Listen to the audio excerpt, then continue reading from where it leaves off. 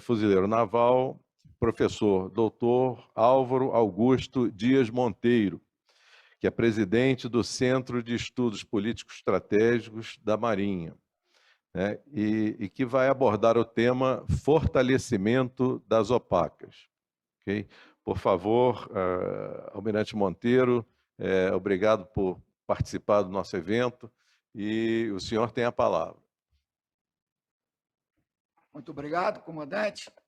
Eu não poderia dar início à minha apresentação sem manifestar, sinceramente, a minha satisfação por participar desse simpósio que trata de assunto tão importante para todos nós, lindeiros do Atlântico Sul. E, desde já, então, agradeço aos organizadores do simpósio pelo convite feito e agradeço principalmente àqueles que nos assistem ou que nos pretendem assistir posteriormente. Tenham certeza que as suas presenças, ainda que virtuais, nos trazem muito conforto.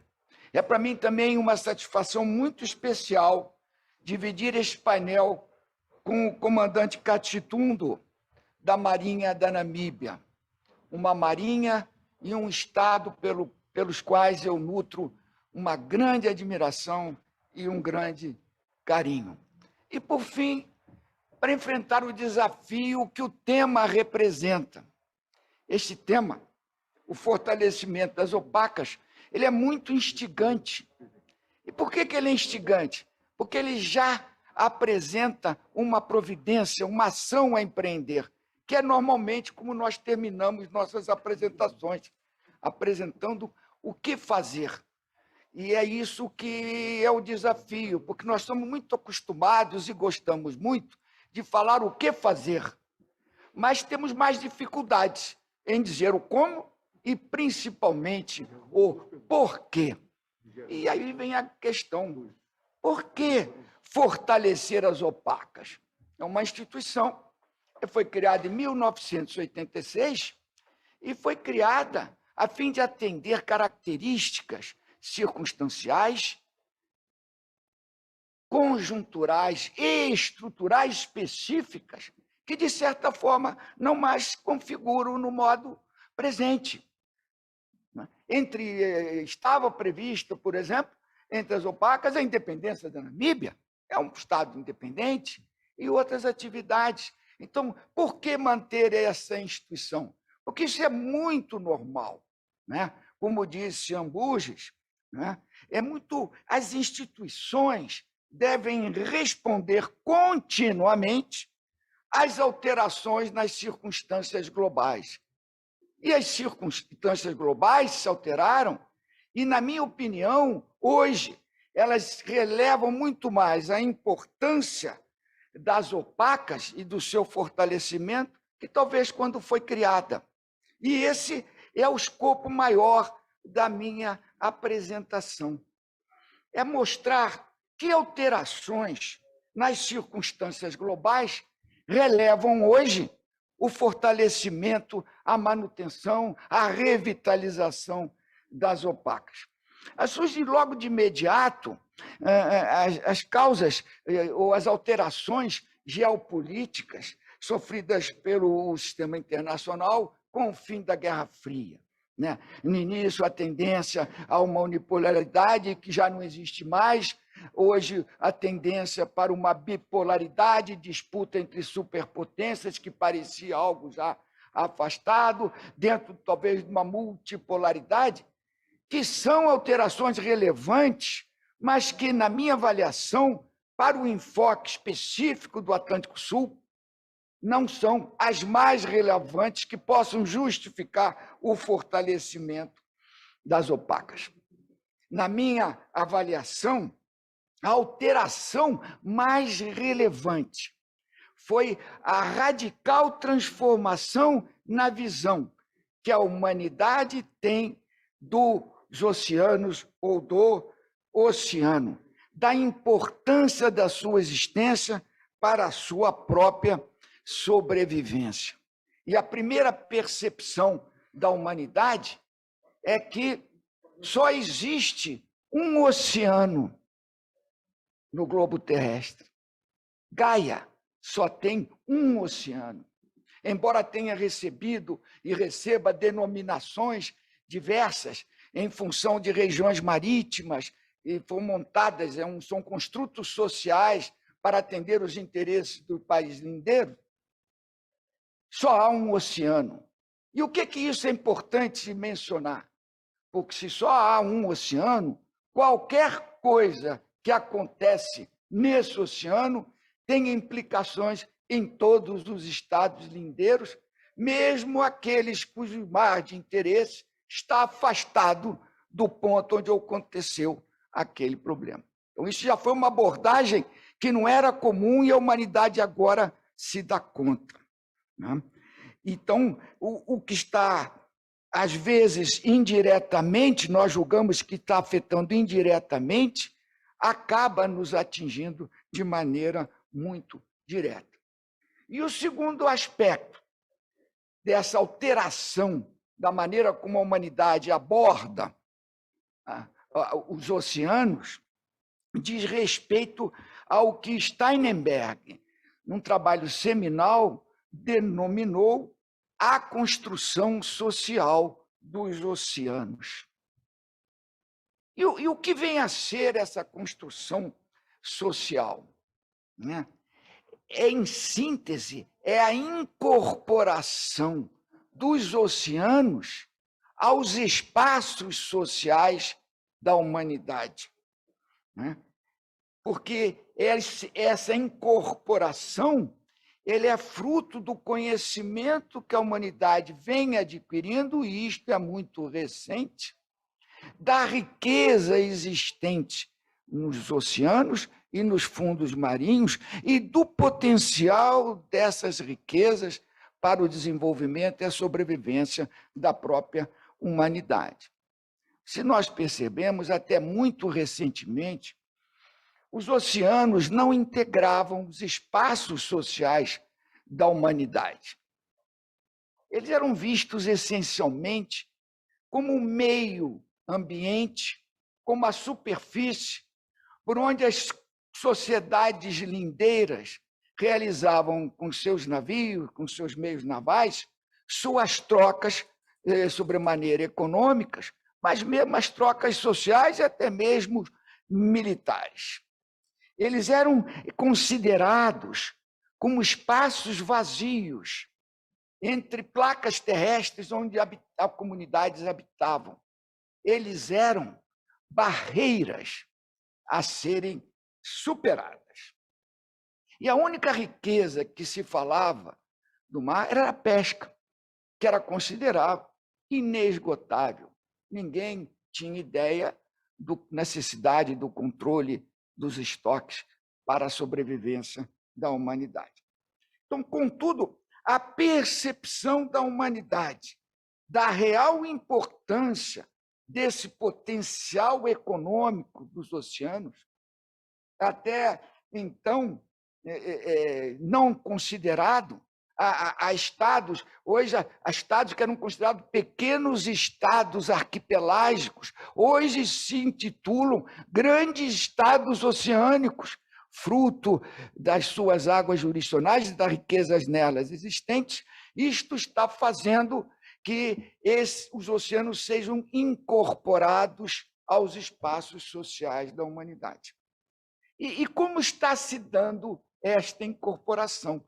E aqui vem um aspecto muito interessante, que os estados, visando a assegurar, a garantir a explotação, né, a exploração comercial, a explotação das riquezas de suas águas jurisdicionais, passaram eles expandir, assegurar, inclusive aumentar essas águas jurisdicionais, passaram a desenvolver um processo denominado de territorialização dos mares, que seguem os cânones tradicionais da geopolítica, seguem os ditames da geopolítica tradicional, né?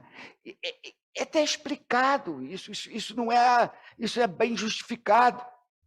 porque o conjunto, a quantidade de recursos necessárias para explotar os bens das riquezas das nossas águas jurisdicionais e dos fundos marinhos é de tão ordem que os estados requerem, para aplicar esses recursos, a certeza de que eles serão todos em favor do estado que emprega esses recursos. Então, se aplicam os conceitos da geopolítica tradicional, que tem foco nos territórios emersos, onde os centros de poder procuram desenvolver sua influência e mesmo seu poder segundo indutores geográficos do centro para as periferias, levando, então, à concepção de que os oceanos são a última fronteira a ser conquistada. Mas o oceano tem fronteira? Esses cânones da geopolítica tradicional, focada em territórios emersos, se aplicam a essa geopolítica quando ela é focada nos oceanos? Ora, os oceanos não têm uma geografia que lhes seja inerente. Não há limites geograficamente definidos, nem fronteiras físicas definidas, né? E muito menos centros de poder dentro dos oceanos. O oceano, ou os oceanos, ou os mares, como queira, eles são meios cuja permeabilidade e fluidez acentuam a fragilidade do ambiente marinho, particularmente nas questões ambientais. Observe que a gente pensa, não, eu vou até aqui, porque aqui é a fronteira a conquistar. Os dejetos de Fukushima, do acidente nuclear no Japão, levaram para a costa oeste americana 350 organismos totalmente exógenos àquele ambiente marítimo. Hoje, o acompanhamento da evolução desses organismos já mostra que eles estão se reproduzindo, mas ainda não se reproduzem com os organismos que são endógenos daquela região. E quem gosta do mar começa a ver qual é a consequência disso, não é? Olha, Fukushima causando problemas na costa ocidental americana.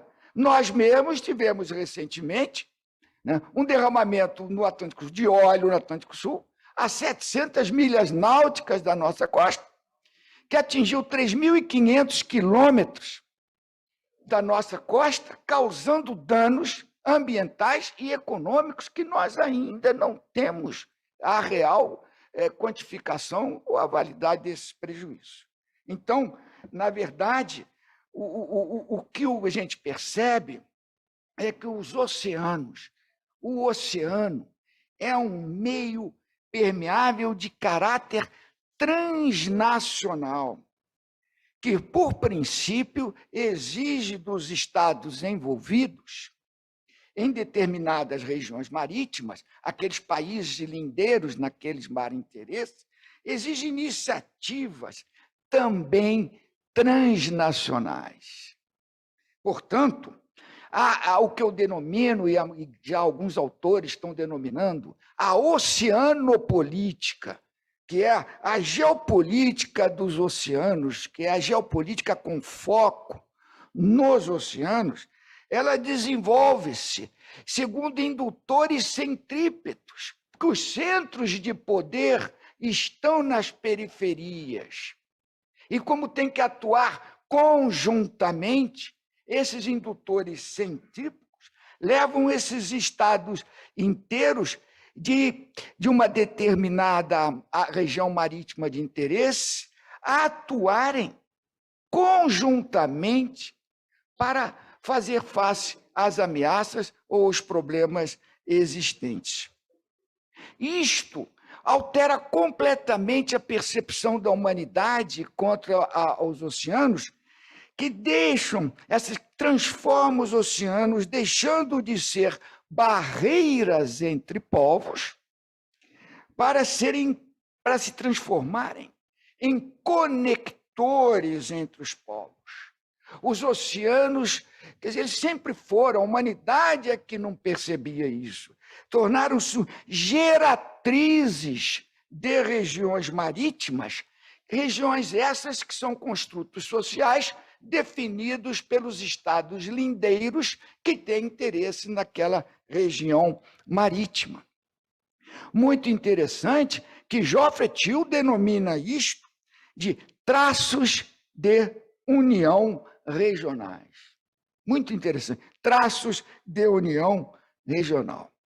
Então, assim, a oceanopolítica, que tem a geopolítica com foco nos oceanos e não nos territórios emersos, ela fomenta, ela desenvolve, ela incentiva a criação de um regionalismo marítimo peculiar, que sequer exige a continuidade territorial, que é uma característica do regionalismo que a gente tem mais comum nos territórios emersos.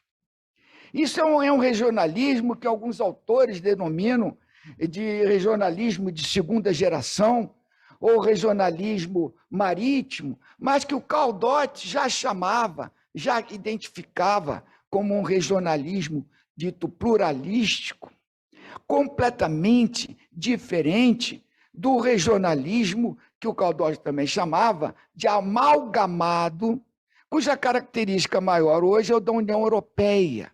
E como a União Europeia, teoricamente, teve sucesso nesse regionalismo, todo mundo julga que esse é o único tipo de regionalismo, que é um regionalismo que visa, é interessante ressaltar isso, visa a integração econômica e política dos estados que pertencem a essa região. Ele visa a criação de instituições supranacionais que passam, inclusive, a demandar soberania desses estados para formar, então, uma integração. Notem que isso, mesmo a União Europeia hoje, já se começa a ver certas crises quando alguns estados não aceitam a imposição das leis jurídicas regionais sobre as leis nacionais. Não é isso? Então, esse regionalismo, que a gente às vezes julga que é o único que existe, o modelo, ele leva à cessão de soberania, que nenhum dos estados do Atlântico Sul, estados recentes, estados jovens, né, que ainda não conseguiram exercer a soberania na sua plenitude, aceitam participar. Não, o regionalismo marítimo difere completamente desse. Ele é o tipo de regionalismo, por isso que o Caldott chamava pluralístico. Ele não visa a integração dos estados, ele visa a interação dos estados. Eu repito, não a integração, e sim a interação entre os estados. Ele não visa a criação de organismos ou instituições supranacionais, né, para que exercer por certos poderes soberanos sobre os estados partícipes. Pelo contrário, esse é um regionalismo que visa a garantia, a defesa e o atendimento de interesses comuns desses estados, né? A solução de problemas comuns por meio do desenvolvimento de um ambiente cooperativo que é alcançado mediante a adoção de medidas de construção de confiança, que decorrem essas medidas do fortalecimento de laços culturais, laços cognitivos, são valores intangíveis que pertencem ao campo ideacional do poder. Daí essa característica interessante desse regionalismo, que eu ressalto, que o grande propósito dele é colocar todos os interessados numa mesa para debater problemas comuns. Ele busca a interação dos estados a fim de desenvolver esse curso, é um esforço coletivo, porque, se tratando de segurança marítima, isso é mandatório, isso é quase que óbvio. Nenhum Estado, por mais poderoso que seja, consegue, fruto da permeabilidade do ambiente marítimo, resolver e manter o bom uso do mar exclusivamente. Às vezes a gente não dá conta. Necessariamente, os estados lindeiros de certa região marítima têm que participar juntos dos esforços coletivos para assegurar o bom uso do mar naquela região de interesse. Ora, quando se raciocina nesse conceito e nós trazemos para o Atlântico Sul, emerge, salta à vista, né? Esse regionalismo já existe desde 1986. Esse regionalismo é caracterizado pela Zona de Paz e Cooperação do Atlântico Sul, né? Que é desde 1986 que ela foi criada por umas circunstâncias globais e agora responde de maneira extraordinária às alterações globais, das circunstâncias globais, que, com relação ao mar e à segurança marítima, exige um esforço, uma ação coletiva dos Estados. Está aí o porquê que eu tenho que fortalecer as opacas, porque, à medida que os oceanos vão sendo incorporados aos espaços sociais, os problemas neles surgidos, não importa quão distantes seja, não podem ser resolvidos pela participação apenas de um Estado.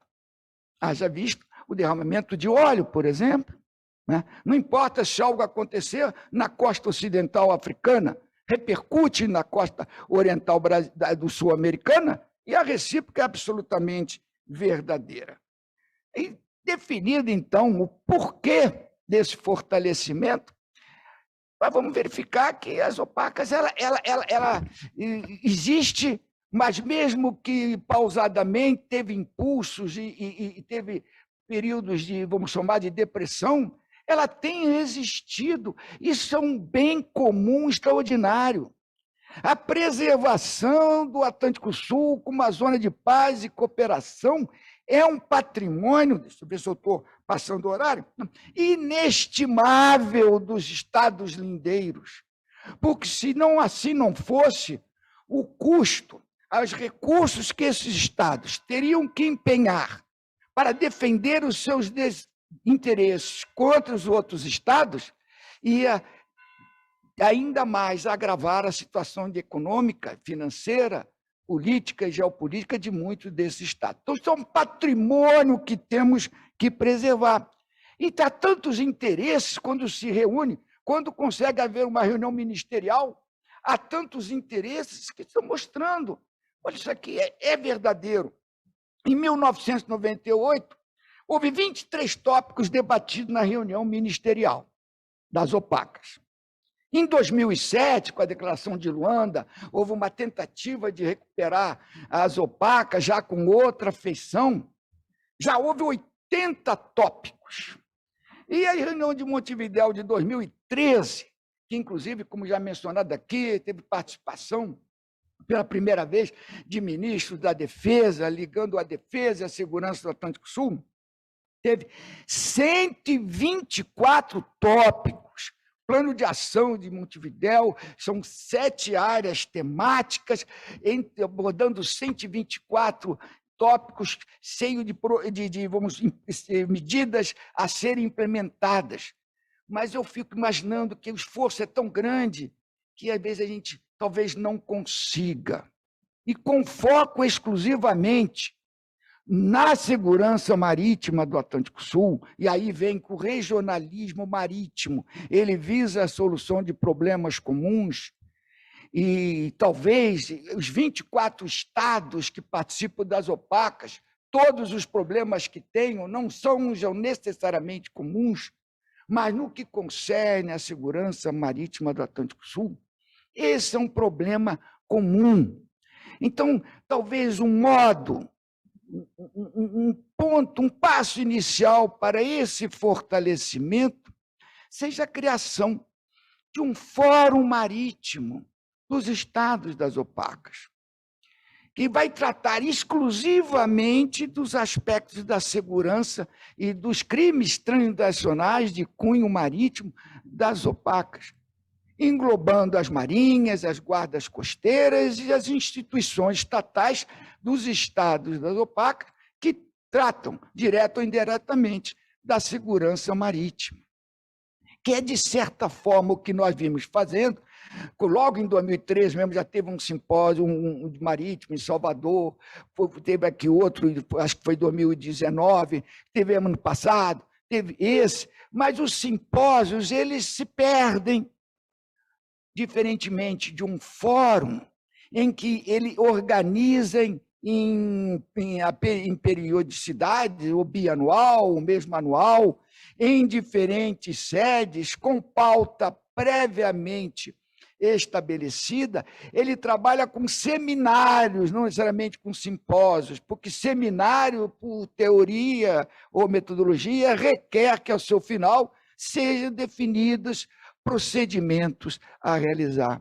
E nós talvez já possamos, dentro desse fórum marítimo, com uma pequena secretaria, prepararmos para debater problemas comuns que hoje nós enfrentamos no Atlântico Sul. Pode ser logo 2 focos imediatos. Primeiro, é a preservação ambiental da explotação dos recursos marítimos, das zonas econômicas exclusivas, das águas jurisdicionais de cada estado. Porque as questões ambientais são usadas também, infelizmente, mas é a realidade, de forma política. E podem usar muitas vezes questões ambientais, não visando exclusivamente ao bem ambiental, mas sim a fim de impedir o desenvolvimento econômico de certos estados. Então, nós temos que ter consensualmente procedimentos nesse sentido.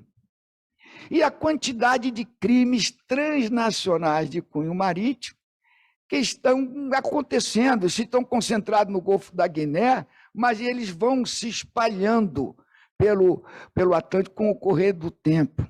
De modo que nós sozinhos, cada estado de per si, se abordar os oceano Atlântico apenas sob o aspecto geopolítico, eu estou interessado na minha área econômica exclusiva, nas minhas águas jurisdicionais, nós não somos ninguém. Nós juntos constituímos um poder intangível que é capaz, então, de debater com atores externos mais poderosos que nós, e que têm interesses a defender também no Atlântico Sul, qual seria uma arquitetura de segurança que fosse regional e consensual.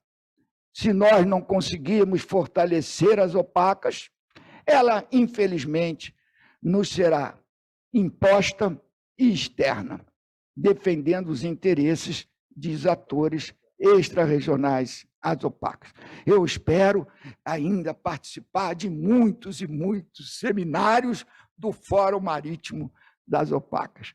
Muito obrigado pela atenção de todos. Ouvimos e muito agradecemos a exposição do Almirante Monteiro, que trouxe um olhar mais epistemológico, trazendo o debate, né, para o campo conceitual, inclusive no que tange a própria ideia de produção de conhecimento quando o assunto é o mar, né, e as extensões oceânicas, né?